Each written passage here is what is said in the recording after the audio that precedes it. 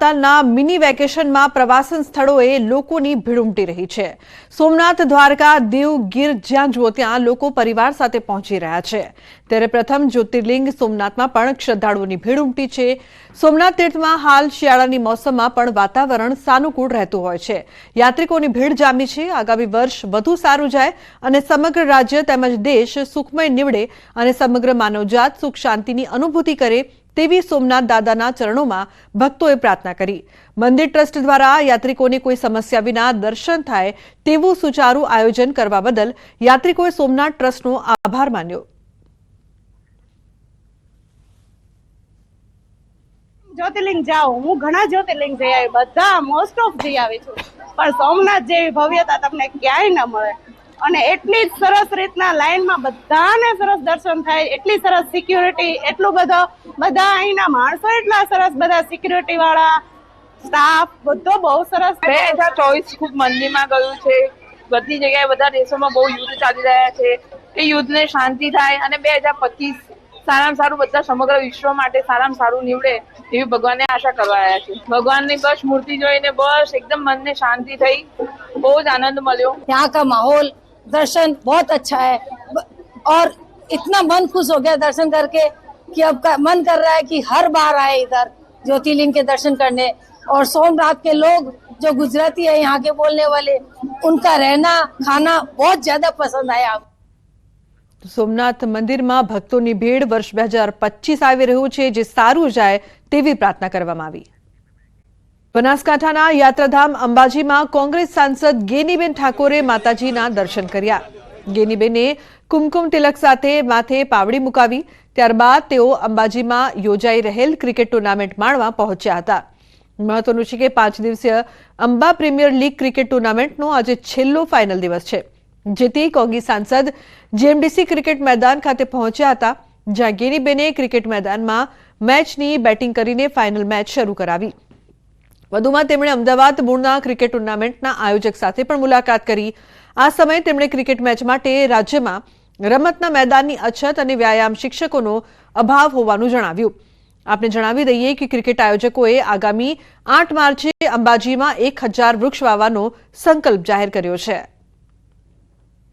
आगे तमाम गुजरात ની અંદર એક મોટી સમસ્યા છે કે ખેલ છે ગુજરાત અને રમશે ગુજરાત, અનેક નારા તો આપણે સાંભળીએ છીએ, પણ સ્કૂલોની અંદર જે વ્યાયામના શિક્ષકો હોય એ શિક્ષકો નથી, કોઈ ગામોની અંદર ગ્રાઉન્ડ નથી। સારી વર્ષગાંઠે અમારે જવાનું હતું યુરોપ, પણ બેને કીધું કે ના આપણે અહીંયા અંબાજીમાં કરીએ, એટલે અંબાજીની પબ્લિક માટે અમે 32 ટીમો વચ્ચે એપીએલ ટુર્નામેન્ટ રાખી હતી અને એની સાથે અમે ઓપનિંગના દિવસે સંકલ્પ પત્ર સાઇન કરાવ્યો છે। એમાં દરેક આપણું સ્વચ્છ અંબાજી, સ્વસ્થ અંબાજી, જે નવું અંબાજી બની રહ્યું છે। નશા રાપરના કાનમેર પાસે નર્મદા કેનાલમાં ગાબડું પડ્યું છે। કેનાલ તૂટતા નર્મદાના પાણીનો વેડફાટ થયો છે। કેનાલમાં પાણી છોડાયાના પ્રથમ દિવસે ગાબડું પડતા કેનાલ બાંધકામની ગુણવત્તા પર સવાલ ઉઠ્યા છે। કાનમેર ગામના સરપંચ રામસિંહ ભાટીએ કામમાં મોટો ભ્રષ્ટાચાર આચરાયો હોવાનો આક્ષેપ લગાવ્યો છે। તેના વઢવાણમાં આવેલા રાજપર ગામમાં કેનાલ પર ઝૂલી રહ્યો છે મોતનો પુલ। ગામ પાસે મુખ્ય કેનાલ પર નર્મદા વિભાગે કરોડોના ખર્ચે પુલ બનાવ્યો છે, જે છેલ્લા 1 વર્ષથી અતિ જર્જરિત સ્થિતિમાં છે। પુલ પર મોટા ગાબડા પડી ગયા છે, જેમાંથી કેનાલનું પાણી આરપાર દેખાય છે, જ્યારે સુરક્ષા માટે બંને તરફ બનાવેલી દિવાલો પણ તૂટી ગઈ છે। અતિ વિસ્માર બનેલ આ પુલ પરથી સ્કૂલ બસ, ભારે વાહનો સહિત રોજના સેંકડો વાહનો પસાર થાય છે, ત્યારે વાહન ચાલકોને સતત અકસ્માતનો ભય સતાવી રહ્યો છે। આ પુલ ગમે ત્યારે ધરાશાયી થઈ શકે એવી સ્થિતિમાં છે। રાજપર ગામના આગેવાનો અને સામાજિક કાર્યકરોએ આ બાબતે નર્મદા વિભાગને અનેક લેખિત અને મૌખિક રજૂઆતો કરી છે, તેમ છતાં પુલના સમારકામ માટે કોઈ કામગીરી નથી કરાઈ। તંત્ર મોટી દુર્ઘટનાની રાહ જોઈ રહ્યું હોય તેવું લાગી રહ્યું છે। મહિના ત્યાં નારું તૂટી ગયું, પણ કોઈ એ લોકો કેનલ વાળા ધ્યાન દેતા નથી, બરોબર। અમે અનેક વખત રજૂઆત કરી છે। તકલીફમાં શું, આ નિશાળે જવા માટે છોકરાને પુલ નડે છે, બધા ગાડીઓ વાળાને પુલ નડે છે, પડી જવાનું શક્યતા છે। 5-6 ગામને મેન રસ્તો છે, કણગઢ, અણંદ્રા, ભદ્રસિંહ બધે જવા માટે છે। પુલ હાવ જર્જરિત ગાબડા પડી ગયેલા છે। એ પુલનું સમારકામ વહેલી તકે કરાવે અથવા રિપેરિંગ કરાવે કે નવો બનાવરાવે એવી માંગ છે રાજપર ગામની। અત્યારે પુલની પરિસ્થિતિ હાવ નો હાલવા જેવી છે, પણ તોય છતાં ચાલે છે. માણસો ગમે ત્યારે પડી શકે એની કઈ ઓલી નથી. જે આ નાડાની હાલત તમે જોઈ શકો છો, એકદમ જર્જરિત હાલત છે, જે ગમે ત્યારે તૂટી પડે એમ છે. એની કોઈ ગેરંટી નથી કે આ શું થાય. અહીંયા બાળકોના સ્કૂલની બસો પણ ચાલતી હોય છે, એ સિવાય ખેડૂતોની અવર જવર થતી હોય છે, ભારે વાહનો આવતા હોય છે, અને એના લીધે પુલ છે એ વાઇબ્રેટ થાય છે અને ઘણી બધી હાલાકી પડે એવું છે. વઢવાણ તાલુકાના રાજપર અને આસપાસના 8 થી વધુ ગામોને જોડતા નર્મદા કેનાલનો પુલ પર છેલ્લા 2 વર્ષથી જર્જરિત હાલતમાં હોવા છતાં તંત્ર દ્વારા આ મામલે કોઈ નક્કર કાર્યવાહી કરવામાં આવી રહી નથી. ખાસ કરીને જો પુલની હાલત જોવામાં આવે તો પુલની ઠેર ઠેર ગાબડા મોટા પડી ગયા છે અને આ પુલ પરથી સ્કૂલ વાહન સહિતના અનેક વાહન ચાલકો દરરોજ મોટી સંખ્યામાં પસાર થઈ રહ્યા છે. તેમ છતાં તંત્ર દ્વારા આ મામલે કોઈ નક્કર કાર્યવાહી કરવાના બદલે માત્ર અને માત્ર ગ્રામજનોને આશ્વાસન આપવામાં આવી રહ્યા છે. આ પુલની નીચેથી સુરેન્દ્રનગર જિલ્લાને જોડતી સૌથી મોટી નર્મદા કેનાલ છે. આ કેનાલ પસાર થઈ રહી છે. ગમે ત્યારે આ પુલ છે ધરાશાયી થઈ શકે તેવી સ્થિતિ છે. અગાઉ સુરેન્દ્રનગર જિલ્લામાં વસ્તડી પાસે એક પુલ છે એ ધરાશાયી થયો હતો, ત્યારે ફરી આ પુલ જે છે એ ધરાશાયી થયા અને કોઈ દુર્ઘટના સર્જાય તેની તંત્ર રાહ જોઈ રહ્યું હોય તેવું લાગી રહ્યું છે. ત્યારે કોઈ દુર્ઘટના સર્જાય અને કોઈ લોકો જાનહાનિનો ભોગ બને તે પહેલા તંત્ર દ્વારા યોગ્ય કાર્યવાહી કરાય તેવી ગ્રામજનોની માંગ છે. સાગરથી પાણીની પાઇપલાઇનમાં ભંગાણ, કારટા જૂથ પાણી પુરવઠાની પાઇપ લીકેજના કારણે 20 ફૂટ ઊંચા ફુવારા ઉડ્યા. લીકેજના કારણે ગામમાં પાણી. તો 66 ગામ કરંટ જૂથ પાણી પુરવઠા યોજનામાં ભંગાણ. છેલ્લા 3 મહિનાથી લીકેજની રજૂઆત તંત્ર દ્વારા ધ્યાને ન લેતા મોટું લીકેજ. પાટણથી ધારાસભ્યએ ખેડૂતોને સાથે રાખીને ધરણા કર્યા. ખેડૂતોને રૂપેણ નદીમાંથી પાણી આપવા માંગ. દિનેશ ઠાકોરે ખેડૂતોને સાથે રાખી ઉતર્યા ધરણા પર. ખેડૂતોને સિંચાઈ માટે રૂપેણ નદીમાં પાણી છોડવા અનેકવાર રજૂઆત કરી, છતાં પાણી ન છોડાતા ધરણા કાર્યક્રમ. ચાણસમાં હારીજ, સમી તેમજ શંખેશ્વર વિસ્તારને ખેડૂતોને સિંચાઈનું પાણી મળી રહે તે માટે રૂપેણ નદીમાં પાણી છોડવાની માંગ છે. તો ચાણસમાં નર્મદા કચેરી બહાર કોંગ્રેસ ધારાસભ્ય સહિત મોટી સંખ્યામાં ખેડૂતો બેઠા છે ધરણા પર. ગ્રાન્ટેડ શાળાઓની સ્થિતિ દયનીય બની છે. છેલ્લા 15 વર્ષથી ક્લાર્ક અને પટાવાળાની ભરતી ન થતા સંચાલકોમાં રોષ વ્યાપ્યો છે. શાળા સંચાલક મંડળના પ્રમુખે દાવો કરતા કહ્યું કે રાજ્યની 70% શાળાઓમાં પટાવાળા અને ક્લાર્કની અછત છે. રજૂઆત છતાં ભરતી ન કરાતી હોવાનો તેમણે આક્ષેપ કર્યો. વધુમાં સ્કૂલોની કથળતી હાલતને લઈને ગ્રાન્ટેડ સ્કૂલોમાં ગ્રાન્ટની રકમ વધારવાની માંગ કરી છે.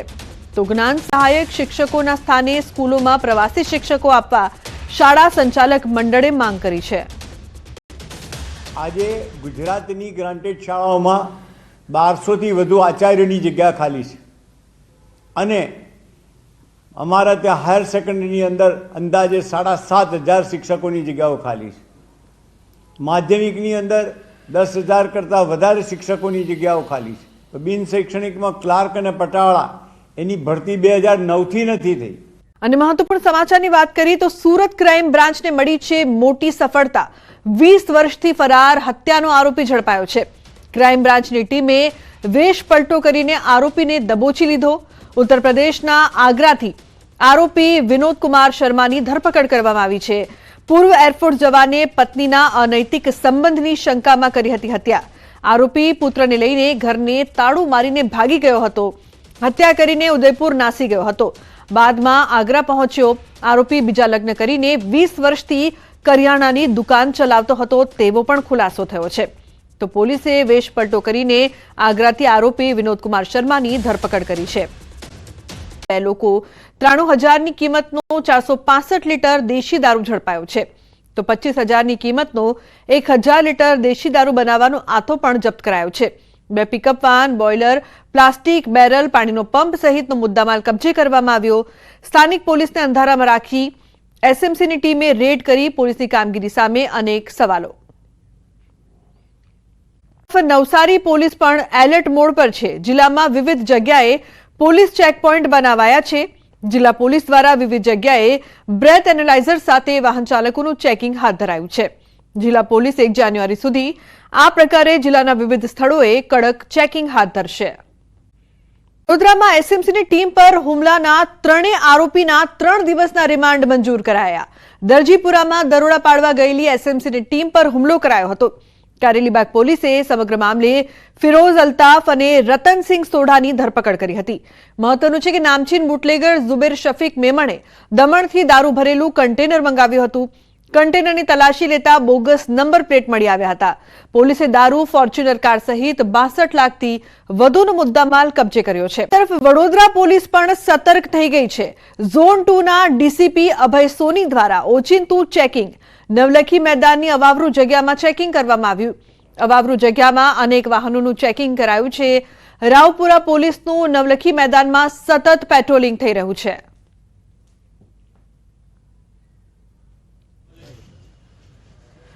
તો વડોદરા પોલીસના ઇન એક્શનના ડ્રોન શોટ્સે સાઉથની ફિલ્મ જેવો માહોલ બનાવ્યો. 31માં પોલીસની તૈયારી અંગે વડોદરા પોલીસ કમિશનરે કહ્યું, નવા વર્ષની શાંતિપૂર્ણ માહોલમાં ઉજવણી થાય તે માટે પોલીસ છેલ્લા એક અઠવાડિયાથી પૂર્વ તૈયારી કરી રહી છે. વધુમાં કહ્યું કે શહેરમાં 250થી વધુ બ્રેથ એનાલાઇઝર મશીનથી પોલીસ ચેકિંગ કરશે. તો એનડીપીએસ ડિટેક્શન કિટનો ઉપયોગ કરી પોલીસ ડ્રગ્સ લેનારને પણ પકડી પાડશે. સલાઈવાનું સેમ્પલ લઈને ઓન ધ સ્પોટ પકડી પાડશે. વડોદરા પોલીસ કમિશનરે શહેર પોલીસને આજથી જુદા જુદા વિસ્તારમાં ચેકિંગ કરવા આદેશ આપ્યા.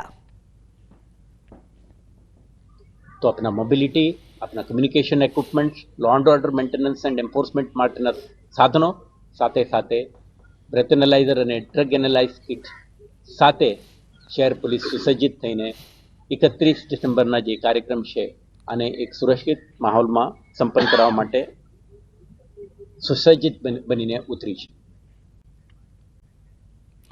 તો 31 ડિસેમ્બર તેમજ નવા વર્ષની ઉજવણીને લઈને અમદાવાદ શહેર પોલીસે એક્શનમાં આવી છે. શહેર પોલીસ દ્વારા પ્રોહિબિશન ડ્રાઈવનું આયોજન કરવામાં આવ્યું છે. લિસ્ટેડ બુટલેગરો સામે વધુમાં વધુ કેસ કરવાની સૂચના આપવામાં આવી છે. તો શહેર પોલીસ દ્વારા 500થી વધુ બોડી વોર્ન કેમેરાનો પણ ઉપયોગ કરવામાં આવશે. 300 જેટલા બ્રેથ એનાલાઇઝરનો પણ ઉપયોગ કરાશે.